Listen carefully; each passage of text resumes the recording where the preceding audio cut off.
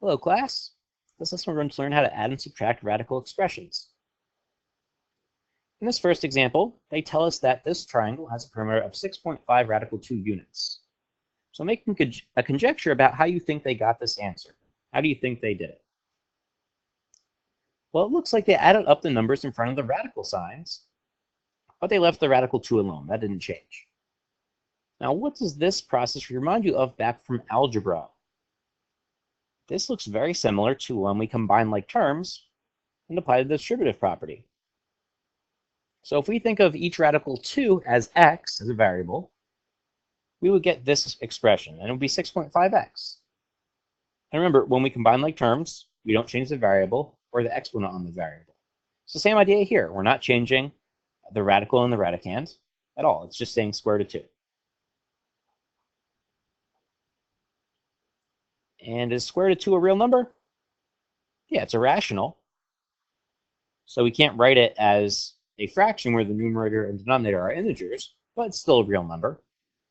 Remember, the real numbers is the union of the irrationals and the rationals. So we can apply this distributive property to any radical expression, as long as we don't have any negatives under the square roots. So I'd like you to attempt to simplify this expression. Try it on your own, and then I'll show you my solution. So if we're going to use the distributive property here, we want to move the like terms next to each other. So I'm going to apply the commutative property first. And now we can apply the distributive property and factor out that square root of 10. And 4 minus 9 is -5. And we can't combine that with the square root of 13 because that doesn't simplify, so they're not like terms. And so that's our final answer. Now, for all intents and purposes, when I'm doing problems like this, I'm going to skip from this first line down to the third line. So it's good to know that we have a distributive property, and I'm going to keep using it throughout the lesson, but you don't have to show this step in between. It's good enough if you just combine your like terms. So here we have a triangle with these side lengths. How do you think we could figure out its perimeter in simplest form? What should we do there? Well, none of these look like they're like terms because all the radicands are different. But we can fix that issue if we can simplify them. So we can rewrite each of these, square root of 12 and square root of 75, so that we have a factor of square root of 3.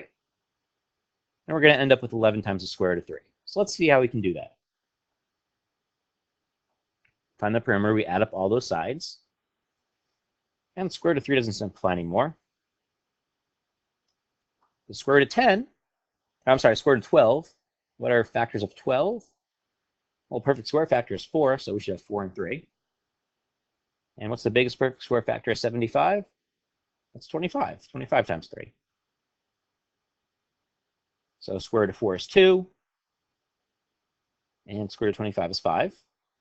So now we just add up all these numbers in front of the radical signs, and we get 11 times square root of 3. Very common mistake. What is the mistake here? This person just added up all of the radicands. And we can never do that.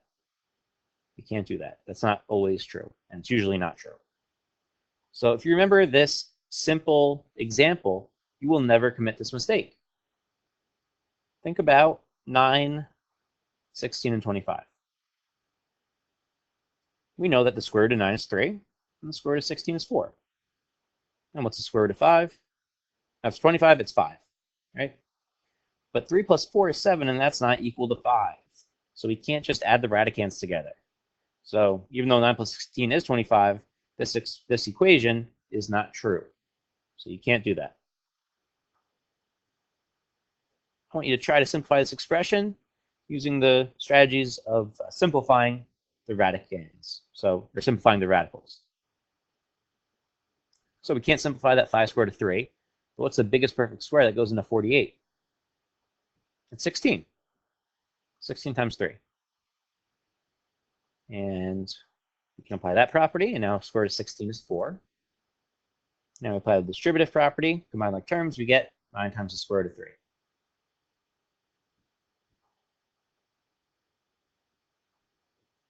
Oops. So here's example 4.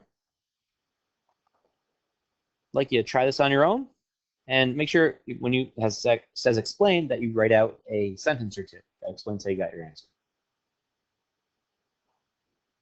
So here's the solution. You should have had 16.2 times the square root of 2. Try part B, same idea. So we have like terms here. We have 7 as the radicand. So we use distributive property, and we get this expression. Try part C, and I'll show you my solution. So we can simplify that square root of 8, and we end up with 23 times the square root of 2. And finally, on this example, can we simplify this with the distributive property? Well, we can't simplify it square root of 7, right? 7's prime.